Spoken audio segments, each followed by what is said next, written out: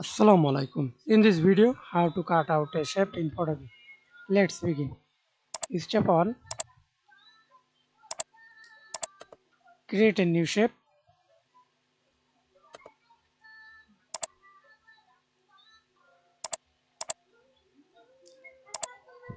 Then you subtract,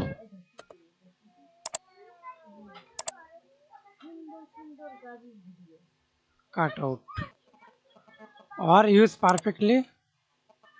Insert, press Ctrl R, then show this roller box or view. Select roller. Then again edit, click middle point, drag.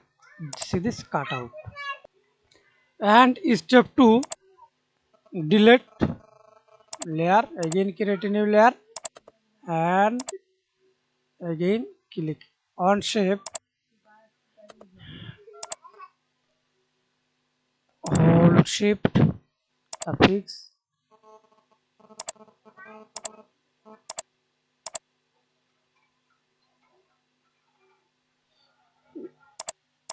you can change color anytime, hold Ctrl align middle, then hold Ctrl select this selection, click down layer, press delete, right click on your mouse, convert to raster as layer, then press delete and click again move tool,